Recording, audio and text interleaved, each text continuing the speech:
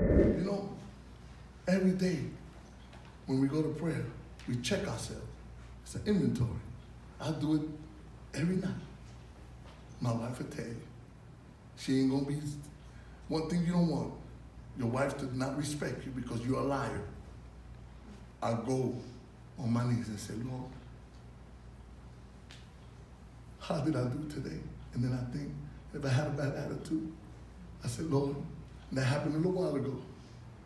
In the airport, one of those guys got kind of crazy with me about the bags and wanted to charge me, and they did. And it was unjustly, it was not fair. And I got a little attitude in my heart towards that man.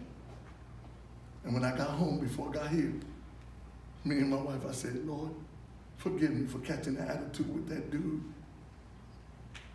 I'm sorry, Lord. I let $30, man, flip my attitude, Lord. See, I checked myself. It takes courage. You know why? Because I want to be the best soldier in the world. This is not just an ordinary service today. No, it's not. Because we don't serve an ordinary God. That's right, that's right. And the reason you keep going in and out of churches and don't receive nothing, because that's your mindset. You got to come in here, man, expecting your word. You got to come in here knowing that God is going to speak into your situation. Yes. That God's word is creative. Amen. Yes, it is creative. He wants you to listen. Yes. Stop listening to that devil lie to you. Yes. Who in the world are you listening to? Listen. Listen unto me and hearken, you people from Winston, from Restoration. Yes. From afar. From afar. Some of us sitting right here, we so far from God, it's pathetic. Yes. Right here. Right here. So close and yet so far. The enemy just tricking you. Yes, God. Hoodooing you. Bamboozling you. Right there, sitting there. Yes. You know what I'm saying? Just putting all kinds of lies in your mind. You buying into that stuff. Thank God Almighty. Thank God that He said, and I will bring truth to you, and the truth shall set you free. It is good news that you ain't got to go out like that. He told me I was going to be back in 6 months. The devil is a liar.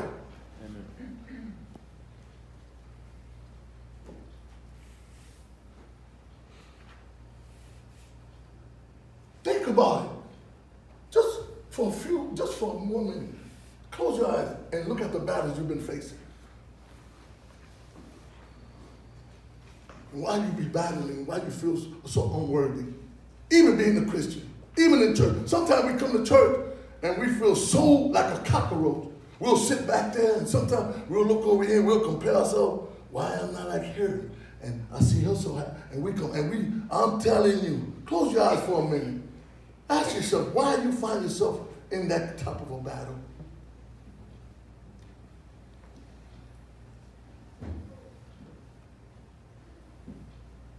You know why?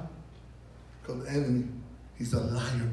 He's trying to trick you. He wants you to conform. You know what he wants you to think? Well, it is what it is. See, that's not true. He wants you to say, it is what it is. It's not what it is. That's not what it is. That is a lie. God has a plan for your life. How easy you forget when God promised you something. He promised you. He promised you something. He promised you. He promised you. And just because he promised, that doesn't mean we ain't going to have to fight. Amen. That's what I'm trying to tell you. Like, and I believe, I've been preaching this for long. God showed me this. You know what God does? He never put two perfect people together. If he does, then I'm an alien. I mean, come on, bro. Come on. Let's stop being ignorant, bro. God put sick people together. Sickos. That's what he does. Two sickos. That's what he does. I promise. Now, listen to what I'm saying. This is the thing. And this is where we go wrong. We pray for 100 years. Lord, I want my partner to be like this and that. And you know, physically, and then, you know, especially, we want him to love me and be a gentleman, open the door, come up. And then,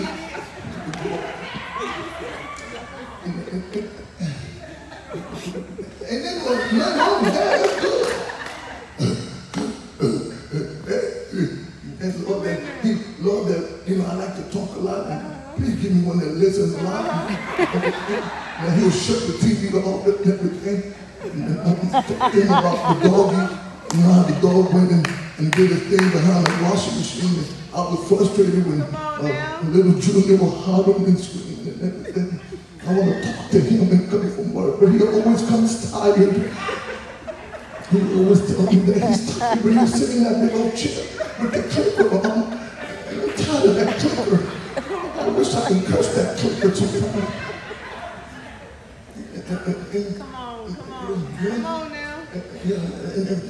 And see, I'm going to tell you something, and we pray for this particular person to come in our life, and all of a sudden one day we meet a particular person, and we say, oh, he look like that particular person, and you know, and in the beginning everybody know how to play their role real good, right? Yeah. We even act particular and everything.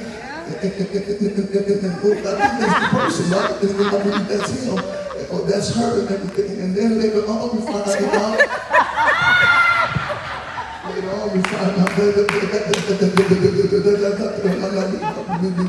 be the person. But what God does, see, what we don't understand is that person is your person. Yes. But you got to apply God's principle. You got to chip away. Yes. It's like a sculpture. Yes. And you know what he used as a chisel? Love. God miraculously delivered me out of prison. And when I was walking out with my little bag, just a garbage bag, with no property, just my papers from court. The police, the popo looked at me and said, "You'll be back in 6 months." He told me that. And those words pricked my heart. And I got scared. I started doubting. Words are powerful. But by the grace of God, I flipped that thing. The Lord gave me the courage, just like he gave Joshua. He said, be of good courage. He said, be strong and of good courage. It takes a strong person to look inside. Look inside and tell Papa what's hurting you. It takes a person of courage, baby, to talk to God and say, God, I'm hurting. I feel rejected. I feel hurt. I don't even fit in. People bully me. People laugh at me. It takes courage. But Lord, I know you're the great healer. And Lord, I know that you got a plan, a beautiful plan for me. Help me, Lord. Help me, Jesus. Man told me I was going to be back in 6 months. I've been out 17 years by the glory of God. All things are possible to him or her who trusts God. Okay, now listen, if you don't believe this, we're wasting our time. Now, I'm not wasting my time. You are cheating yourself. You know, you always complain about people doing things to you. But you know who your greater enemy is? You! You cheat yourself. I'm trying to tell some of I got some precious brothers and sisters who, they're more than, to me, they're spiritual daughters and sons. I get frustrated because I see the potential in them. I want them to be better than me. Jesus told them, you know what Jesus told them? He said, you'll do greater works than me one day. Jesus was never trying to pump himself up. Jesus was always trying to make somebody around him better. I want to make people around Jimmy Torres better than me. Because I know I'm going to pass away one day. But I can leave a legacy.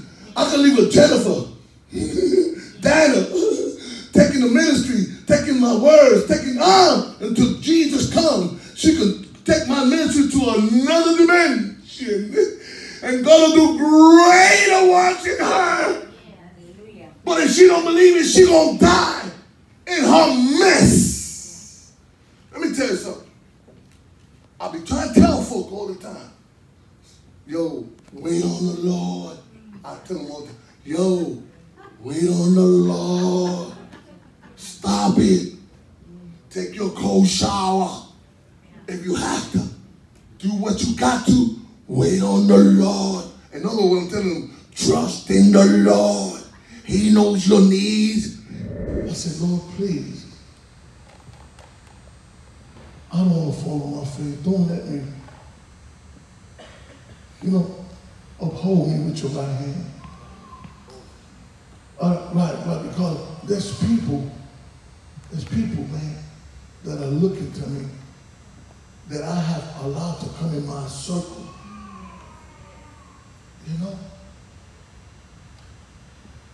And I said, Lord, in me, I can't do it. But me abiding in you and you and me, we can do it.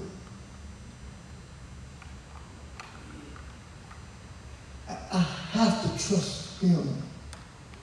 When you trust God, obedience becomes easier. Yeah.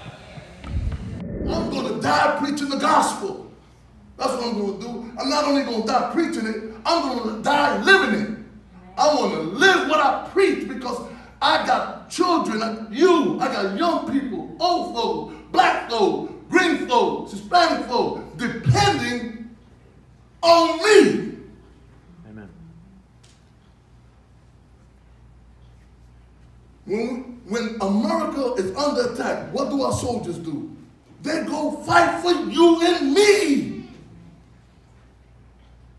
And spiritually, I'm fighting for you and me on my knees, asking God to help me, asking God to have mercy on me.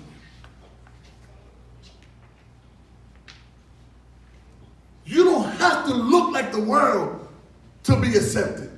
You are accepted in the beloved. God already accepted you from your mama's womb. Even when he knew you were going to mess up, God already accepted you. You ain't got to go down that lane. I was sharing with my homeboy. We are so insatisfied with ourselves. You would think that a Christian but we not satisfied. There's a hole burning in us. I wonder why. Is it that we're not taking his instructions? Does it hurt that bad that we can't talk about it?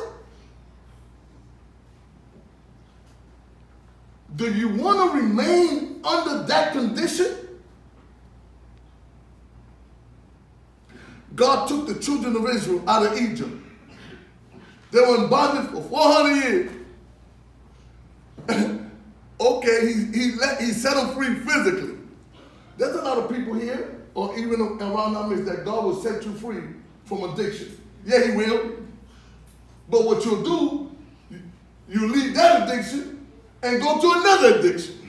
You know what they did? They went to the wilderness, and God was trying his heart to change the way they thought about themselves and looked about it. But they were so codependent that even in the promised land, even going toward the promised land, they died in the wilderness. You know how many Christians die in church without reaching their potential? They die miserably. Some of them be getting 2 and 3 husbands in church. Some of them come to church to look for boyfriends and girlfriends. Fix me, I'm sickly. People cannot fix you. Jesus Christ gave his life on the cross to set you free. And you got to be willing to trust him.